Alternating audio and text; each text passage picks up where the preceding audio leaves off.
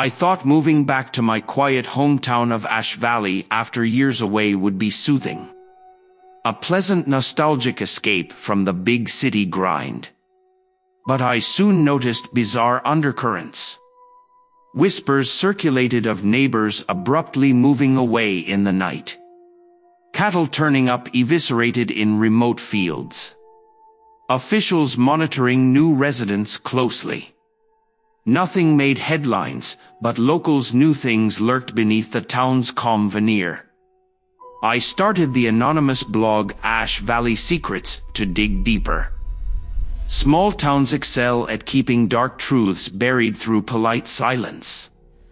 I aimed to expose what really went on here. The shroud of normalcy first cracked when I received an email from Johns, describing military trucks arriving after midnight to transport crates into underground levels, below the hospital bearing biohazard warnings. He'd tried taking photos before being strong-armed back inside by hazmat guards. Then, the truth is out there messaged claiming Ash Valley was a relocation hub for government hybrid experiments. Human and animal DNA combined, with disturbing violent results. He believed cryptid creatures now roamed the deep woods abutting town. Far-fetched, but I couldn't ignore the mounting evidence something sinister permeated this town. My childhood paradise had become tainted by forces operating just out of view. I had to keep investigating despite the personal risks. The blog's big break came thanks to Red Pill 88, real name Benjamin. A fifth-generation Ash Valley native, he'd spent years assembling documents on the town's hidden history. But he was now eager to blow the lid off its secrets. We met at his remote farmhouse where he led me to an underground vault lined wall-to-wall with archives. The shocking timeline he revealed left me reeling. In the late 1800s, Ash Valley was selected by powerful families as breeding grounds for eugenics experiments, selectively pairing bloodlines to achieve ideal citizens. This cultivated certain traits and abilities in residents over generations. When secret government-side research began in the 1930s, Ash Valley's enhanced population was an ideal testing pool. Initial hypnosis and trauma-based projects to unlock telepathic potential were just the beginning.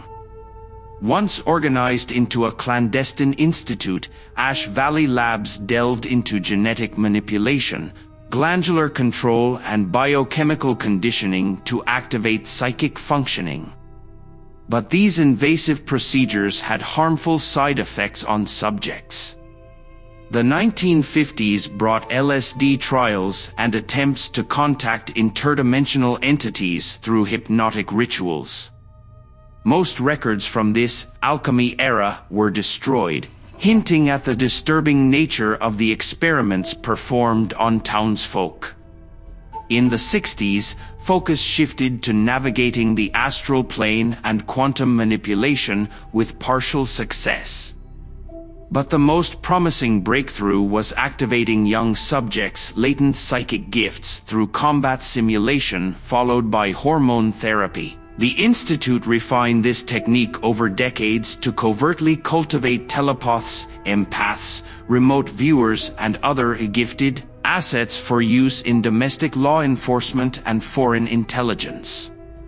But it came at a price, the sacrificing not just of subjects' lives, but their very souls. The compounding mental trauma warped many test subjects into violent, inhuman shadows of their former selves. Let loose on society, they exacted a dreadful price over the years when not reined in.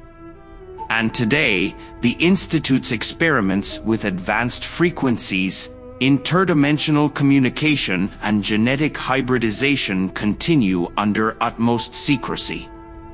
Benjamin passed me a document showing missing persons statistics for Ash Valley versus comparable rural counties. The disparity was glaring. Something sinister had thrived here for generations untold. My heritage, the town I loved, was saturated with appalling crimes against humanity all along. We were not free people, but assets cultivated by powerful forces. Anger and disgust filled me. It was time to shine a spotlight down the rabbit hole. I raced home, uploaded scans of Benjamin's most damning evidence to the blog and hit publish. This would ignite a firestorm, I knew. But the Institute had to answer for its atrocious acts. In the following days, silence descended around me. Never had I felt so alone in my own hometown. No one met my gaze. My friends and own family shunned me without explanation. I was now branded a dangerous dissident. Strange vehicles began parking near my home at odd hours. Men in dark suits seemed to track my movements around town. The unmarked white vans were undoubtedly just the tip of the Institute's resources for containing perceived threats. They were tightening the noose, leaving me nowhere to turn. I'd underestimated the Institute's tentacles threaded through this town. There would be no uprising or justice. Now my only path was escape. I knew my plan was likely futile. The Institute allowed no loose ends. But I had to try before they cornered me completely. I packed a bug-out bag and retrieved one of Benjamin's pistols from a bus depot locker for self-defense. Hopefully I could make it to the next county at least before the Institute's hunters closed in. That night, I gassed up my most nondescript vehicle and took off down the county backroads. As expected, after a few miles I glanced in the mirror to see headlights trailing behind. Standard fare intimidation tactics. But as I increased speed, the vehicle kept pace, moving aggressively closer. My pulse pounded in my ears. I made a hard turn onto a dirt road, fishtailing in the gravel. The car followed fast behind. There would be no shaking them. I scrolled through my phone, ready to send all Benjamin's documents to major news outlets in a last-ditch effort. But just then, my rear wheels sank into an unseen bog, tires spinning uselessly. In my panic, I hadn't noticed the dirt road narrowing into woods that now surrounded me. As the car rapidly approached, I fumbled for the pistol in my pack. No way would I be taken without a fight. The vehicle, an unmarked van of course, slid to a stop behind mine, headlights blinding. Doors opened and vague figures closed in. I took aim with trembling hands, glimpsing the headline, "Journalist Shot Dead by Government Agents." Then a voice called out, "Benjamin's." He opened my door, urging me to lower the gun.